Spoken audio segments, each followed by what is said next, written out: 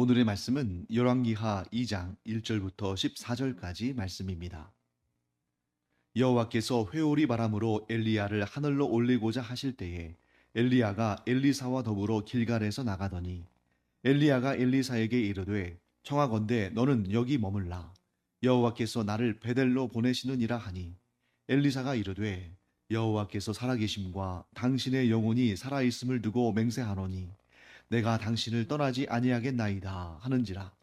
이에 두 사람이 베델로 내려가니 베델에 있는 선지자의 제자들이 엘리사에게로 나와 그에게 이르되 여호와께서 오늘 당신의 선생을 당신의 머리 위로 데려가실 줄을 아시나이까 하니 이르되 나도 또한 아노니 너희는 잠잠하라 하니라. 엘리야가 그에게 이르되 엘리사야 청하건대 너는 여기 머물라. 여호와께서 나를 여리고로 보내시느니라. 엘리사가 이르되 여호와께서 살아계심과 당신의 영혼이 살아있음을 두고 맹세하노니 내가 당신을 떠나지 아니하겠나이다 하니라. 그들이 여리고에 이르매 여리고에 있는 선지자의 제자들이 엘리사에게 나와 이르되 여호와께서 오늘 당신의 선생을 당신의 머리 위로 데려가실 줄을 아시나이까 하니 엘리사가 이르되 나도 아노니 너희는 잠잠하라. 엘리야가 또 엘리사에게 이르되 청하건대 너는 여기 머물라. 여호와께서 나를 요단으로 보내시느니라 하니 그가 이르되 여호와께서 살아계심과 당신의 영혼이 살아있음을 두고 맹세하노니 내가 당신을 떠나지 아니하겠나이다 하는지라. 이에 두 사람이 가니라.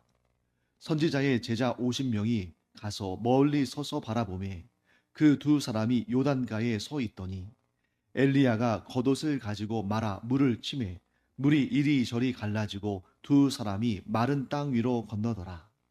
건너매 엘리야가 엘리사에게 이르되 나를 내게서 데려감을 당하기 전에 내가 내게 어떻게 할지를 구하라. 엘리사가 이르되 당신의 성령이 하시는 역사가 갑절이나 내게 있게 하소서 하는지라. 이르되 내가 어려운 일을 구하는도다.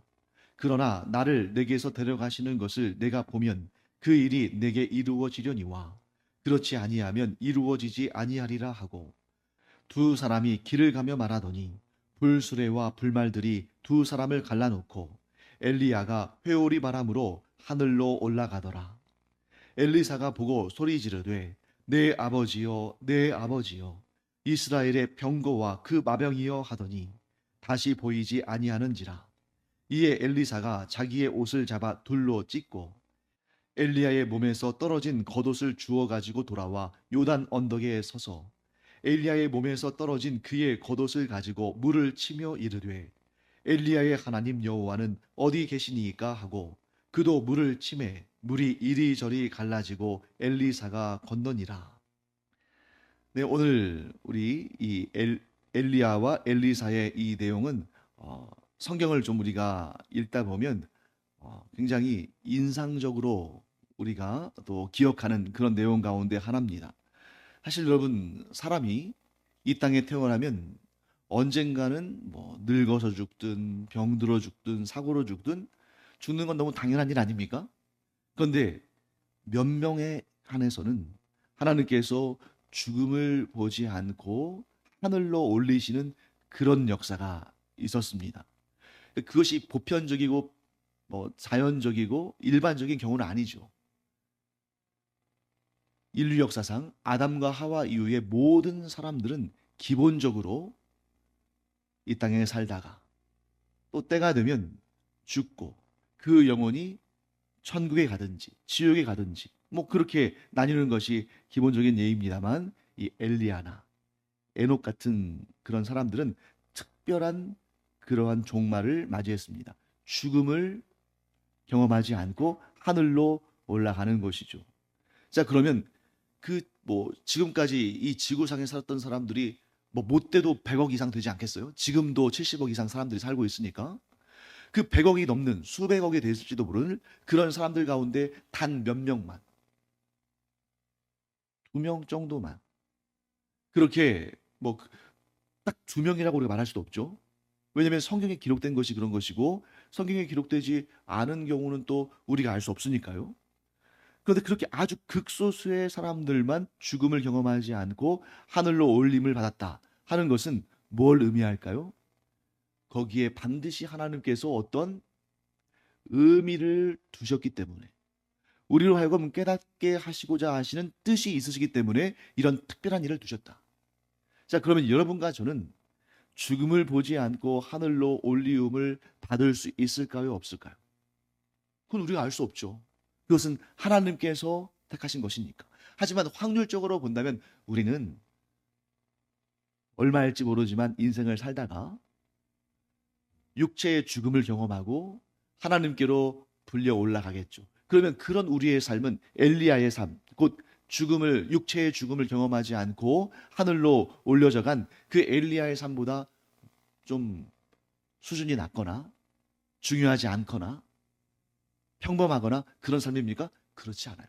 어차피 우리의 목적지는 하나님의 나라고, 또 어차피 우리 주 예수 그리스도께서 재림하셔서 산자나 죽은 자나 모든 사람들이 깨어나게 하시고, 그래서 예수 그리스도를 믿고 하나님의 자녀가 된 자들에게는 영원히 썩지 아니할 몸을 주시고 천국에서 영생을 주시는 것, 그것은 동일합니다.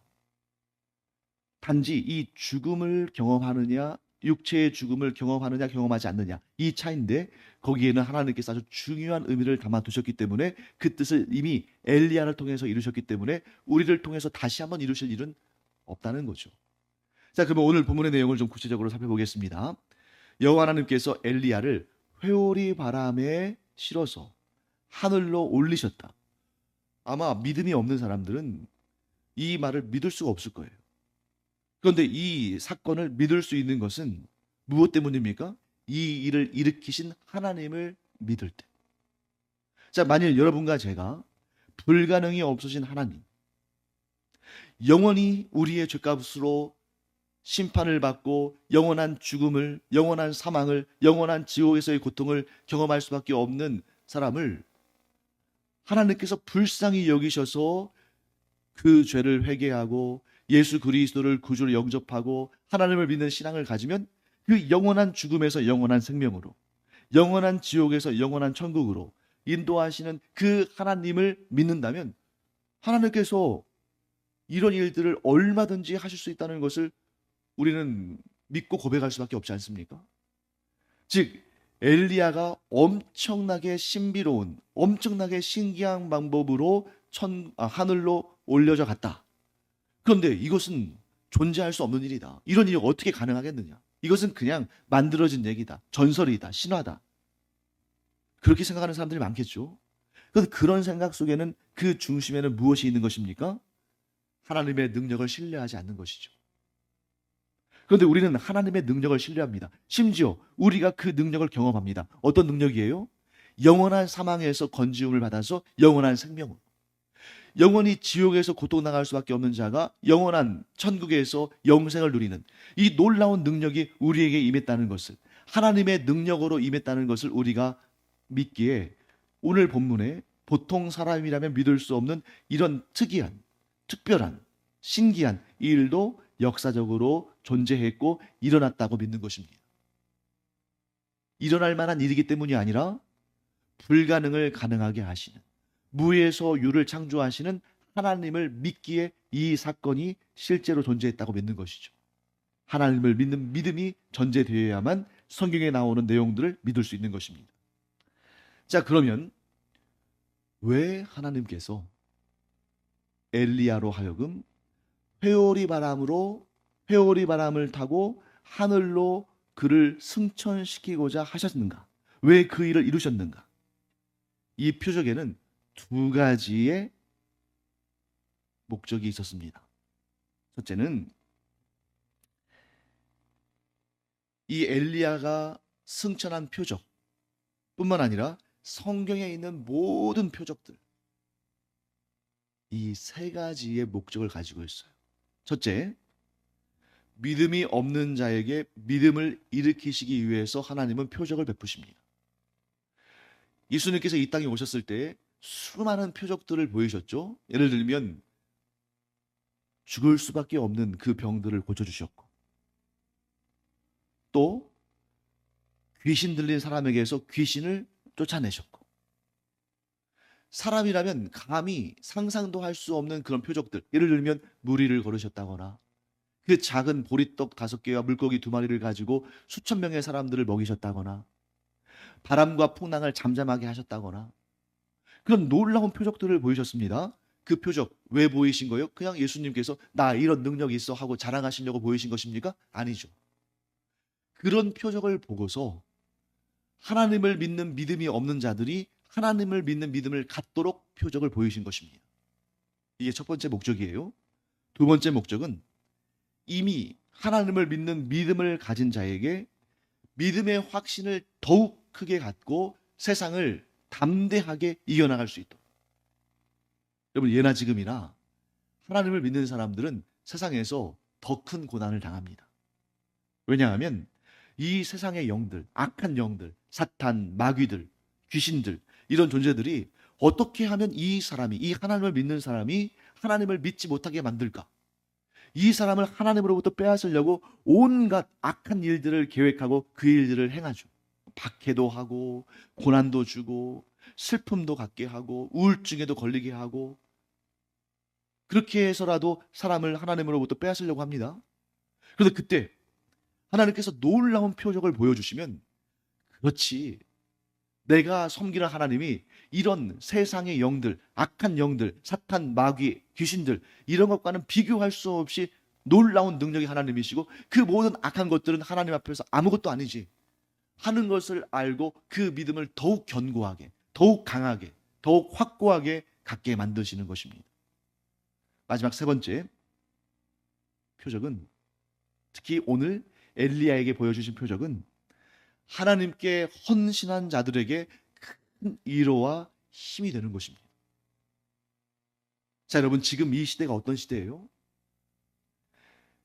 엘리야는 우리가 잘 알다시피 우상을 섬기려고 그렇게 악을 쓰고 있는 그 이스라엘 왕과 이스라엘 백성들에게 고난과 핍박을 받았습니다. 그런데 엘리야가 이제 승천한 다음에 이런 사회적인 문제들, 이런 영적인 문제들이 싹 사라지고 그 다음부터는 그냥 사람들이 하나님 믿는 것을 막 기뻐하고 하나님 믿는 것을 막 권장하고 그럴까요? 아니요. 더 악해집니다. 점점 더 악해져요. 그런데 그런 상황 가운데 하나님께서 이 엘리야, 자, 오늘 본문에 보시면 엘리사도 등장하고 선지자의 제자들도 등장하잖아요.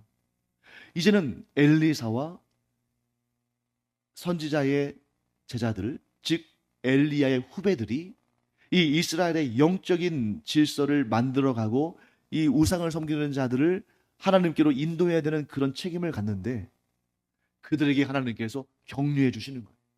응원해 주시는 것입니다. 자, 너희의 선배 엘리야를 잘 봐라. 그가 끝까지 나에게 충성하고 목숨을 걸고 나의 일을 감당했더니 내가 그의 평생 그와 함께 했고 이제 그의 마지막 순간을 이렇게 영광스럽게 그를 하늘로 끌어올릴 것이다. 너희들이 그것을 똑똑히 보고 하나님을 믿는 자의 마지막이 어떠한지를 잘 보고 너희들이 장차 어떻게 살아야 할지를 결정해라. 아합같이 평생 우상을 섬기고 자기의 욕심만 채우고 자기가 원하는 것, 자기가 즐거워하는 것 그런 거를 다 누리며 살지만 결국 하나님을 섬기지 않고 살았던 그는 평생토록 그렇게 호의호식하고 영광스럽게 즐겁게 살았지만 마지막 그 순간에 나의 심판을 받고 지옥에 떨어졌다. 그러나 그 아합의 또 그의 아내 이세벨, 곧 우상을 섬기는 자들에게 평생을 고통당한 엘리야는 이 땅에서 잘 먹지 못하고 잘 살지 못하고 옷도 제대로 입지 못하고 사람들에게 손가락질 당하고 핍박당하고 아합과 이세벨에게 살해의 위협을 당하고 그렇게 살았지만 그의 마지막을 봐라. 그는 영광스럽게 승천해서 내가 그에게 줄 그런 큰 은혜들을, 그 복들을 영원토록 누리며 살게 되는 것이다. 그러니 너희가 잘 판단해라. 너희가 하나님을 버리고 우상을 섬길 것인가? 아니면 온갖 핍박과 고난 가운데서도 끝까지 믿음을 지키고 끝까지 하나님을 섬기고 끝까지 하나님께서 맡기신 사명을 감당하다가 영광스러운 종말을 맞이하고 천국에서 영원히 살 것인가? 그것을 보여주신다는 거죠. 사랑하는 성도 여러분, 우리의 삶 가운데서도 여전히 표적은 존재합니다. 여전히 하나님은 우리를 응원하시고 격려하셔요. 여전히 하나님께서는 우리의 작은 믿음이 더욱 크게 성장하도록 우리를 도우시고, 우리가 걷고 있는 이 길이 올바른 길이고 이 길에 생명이 있고 소망이 있다는 것을 알려주시기 위해서 여전히 우리의 삶 가운데에서 하나님의 선하신 역사를 드러내십니다. 그런 역사들이 있기 때문에 우리가 그것을 붙들고 지치고 힘들지만 다시 힘을 내서 하나님께서 맡기신 그 사명의 길을 걸어가는 것이죠. 그런데 또 그렇게 해서 하나님께서 맡기신 사명의 길을 걷다 보면 또 우리를 하나님으로부터 빼앗으려고, 우리가 하는 그 선한 역사를 이루지 못하게 하려고 악한 사탄과 마귀들과 이 세상에 있는 귀신들과 악한 영들이 또 우리를 괴롭히고 또 우리가 하는 일들을 핍박하고 하겠죠.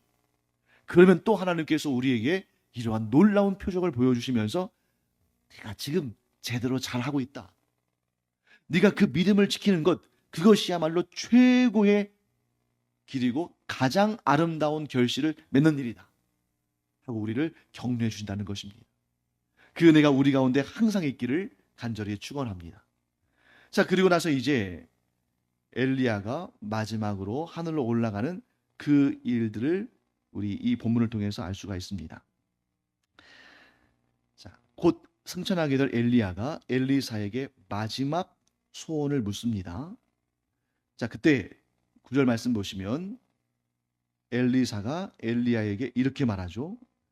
당신의 성령이 하시는 역사가, 곧 하나님의 영이 하시는 역사가 갑절이나 내게 있게 하소서. 자, 엘리야가 자기가 이제 하나님의 부르심을 받고 하늘로 올라가기 전에 엘리사에게 마지막 소원을 묻는 겁니다. 너 나에게 무엇을 원하느냐? 나에게 말하라. 마지막 기회를 주는 거죠. 그때 엘리사가 엘리야에게 뭐라고 했습니까? 당신의 성령, 곧 당신의 하나님의 영이 당신에게 주신 그 능력을 갑절이나 내게 있게 하옵소서. 이렇게 말합니다. 자, 언뜻 듣기에는 좀 교만한 말처럼 들리잖아요. 왜냐하면 엘리야는 스승이고 엘리사는 제자인데, 자, 만일 여러분 제자가 스승한테 선생님의 능력의 갑절이나 배나 나에게 있기를 원합니다, 이러면 사실 속마음으로는 그런 마음이 있다 할지라도 겉으로 그렇게 표현하기는 쉽지 않잖아요, 스승한테. 네, 여러분, 여기에서 엘리사가 하나님께서 당신에게 주신 능력의 갑절이나 나에게 있기를 원합니다 라고 말한 것은 그 스승을 좀 이렇게 기분 나쁘게 하거나 또 자기 자신을 높이거나 그런 교만한 마음으로 한 것이 아니고 여기에는 아주 중요한 뜻이 담겨 있습니다. 여러분, 갑절 했을 때 여러분들이 뭘 떠올리셔야 되냐면 장자가 받을 상속분에 대해서 여러분들이 생각하셔야 돼요. 자, 오늘날 우리 대한민국에서는 상속의 법이 어떻게 됩니까? 자녀가 뭐 한 명이든 두 명이든 10명이든 뭐 20명이든 관계없이 똑같이 분배하게 돼 있죠. 똑같은 분량을 분배하게 돼 있어요. 하지만 우리나라도 예전에는 그런 상속법이 개정되기 전에는 기본적으로 무엇이 사람들 사이에서 그냥 보편적으로 그렇게 생각하는 거였습니까? 장자에게 더 많이 주는 거잖아요. 이스라엘의 율법도 마찬가지입니다. 율법에 의하면 장자에게는 두 몫을 주게 돼 있어요.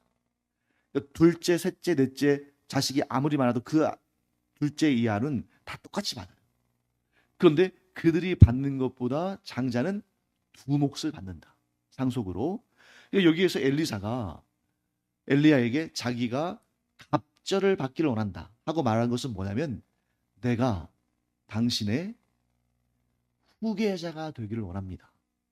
내가 당신의 뒤를 잇는 그런 하나님의 선지자로 사역하기를 원합니다. 이렇게 말하는 거예요. 그러면 여러분, 지금 오늘 본문에도 뭐 지금 하나님께서 엘리야를 여기저기로 보내시잖아요. 자, 하나님께서 길갈로부터 베델, 여리고, 요단 이렇게 곳곳으로 보내시잖아요, 엘리야를.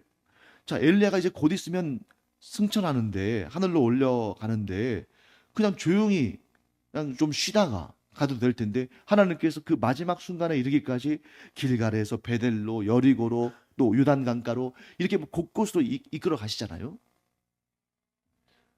왜 그러셨을까요? 엘리야가 승천하기 전에 하나님께서 엘리야로 하여금 이곳저곳 다니게 하시는데 그 이곳저곳이 어디냐면 선지자의 제자들.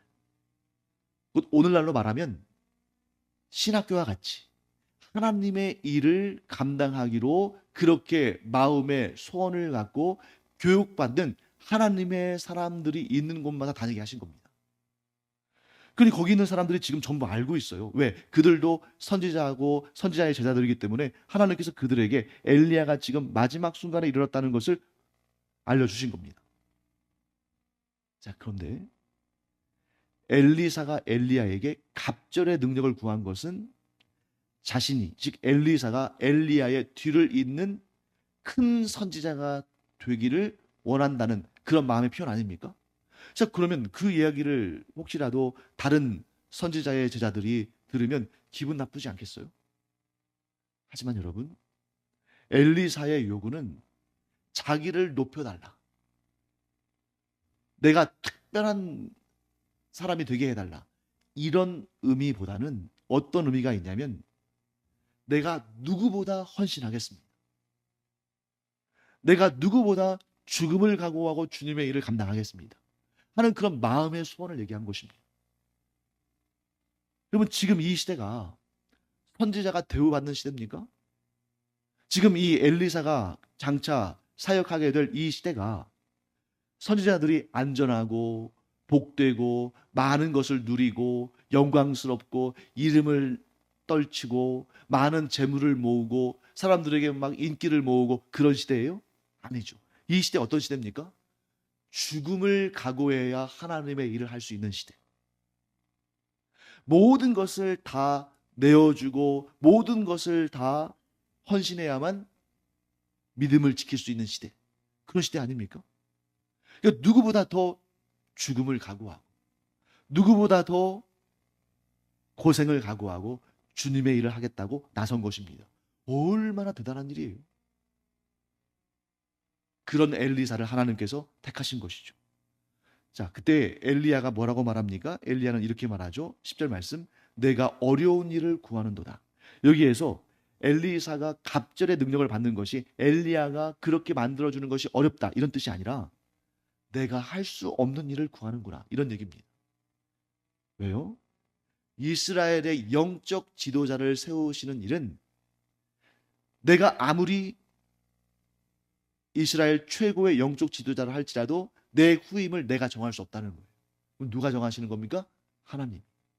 그럼 그걸 어떤 표시로 정하셨는가? 자, 하나님께서 그를 택하셨다는, 하나님께서 그를 이스라엘의 영적 지도자로 세우셨다는 그 표식이 뭐냐면 겉옷이었어요.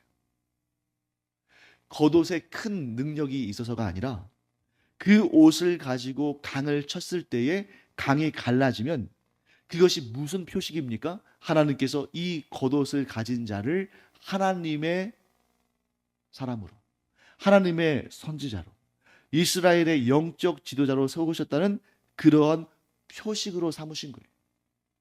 그러니까 엘리야가 뭐라고 말합니까? 이건 나는 못하는 일이다. 그런데 하나님께서 네가 보는 앞에서 나를 회오리 바람으로 하늘로 옮겨가시면 아마도 하나님께서 너를 택하셨다는 표식이 될 거다. 엘리사는 11절 말씀과 같이 불수레와 불말들을 타고 회오리 바람을 타고 하늘로 올라가는 엘리야를 보았습니다. 그리고 12절 말씀 볼까요? 후반부에 보시면 이렇게 되어 있죠. 엘리사가 자기의 옷을 잡아 둘로 찢고 그 다음에 13절 엘리야의 몸에서 떨어진 겉옷을 주워가지고 요단 언덕에 서서 그 겉옷을 가지고 물을 쳤더니 물이 이리저리 갈라졌어요. 자, 11절 말씀, 12절 말씀 그 아래를 쭉 보시죠. 엘리사가 어떻게 했습니까? 자기의 옷은 12절 후반부에 자기의 옷을 잡아 둘로 찢었어요. 더 이상 자기의 옷을 입지 않아요. 그리고 누구의 옷을 주었습니까? 하늘로 승천하다가 떨어진 엘리야의 겉옷을 주었어요. 그리고 그 옷으로 요단강 물을 치니까 물이 이리저리 갈라지고 엘리사가 그 길로 건넜습니다. 뭘 의미하는 것입니까? 그 겉옷이 마치 무슨 요술지팡이처럼 뭐 신기한 능력이 있다. 그게 아닙니다. 하나님께서 엘리야를 이어갈 그 후대 이스라엘의 영적 지도자로 누구를 택하신 것입니까? 엘리사를 택하셨다. 사랑하는 성도 여러분, 우리가 구원받고 천국 가는 것은 내가 택하는 것이 아니에요. 내가 내 힘과 내 노력과 내 지식과 내 실력으로 천국 갈 수 있는 것이 아닙니다. 자, 만약에 돈을 가지고 천국에 갈 수 있다면 이 세상에서 가장 부유한 사람들만 천국 갈 수 있겠죠. 만일 내가 쌓아놓은 지식을 가지고 천국에 갈 수 있다면 정말 학문적으로 놀라운 성과를 거두고 놀라운 실력을 갖춘 자들만 천국 갈 수 있겠죠. 만일 육체의 건강으로 천국 갈 수 있다면 이 세상에서 가장 건강하고 가장 강한 힘을 가진 사람들만 천국 갈 수 있겠죠.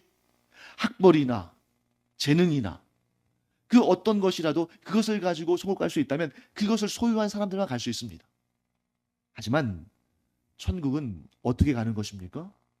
하나님께서 택하신 자들. 그럼 하나님께서 누구를 택하시는가? 하나님을 믿는 자들. 하나님께서 존재하시고 하나님께서 그 아들을 통해서 우리를 구원하시고 예수님께서 십자가에 달려 죽으심으로 우리의 모든 죄값을 갚으셔서 우리가 의롭다 여기심을 받았다. 이 사실을 믿고 하나님을 따르는 자들, 그런 자들을 하나님께서 택하셔서 천국으로 인도하신다. 이 사실을 꼭 믿는 우리가 되기 바랍니다. 요약을 하겠습니다.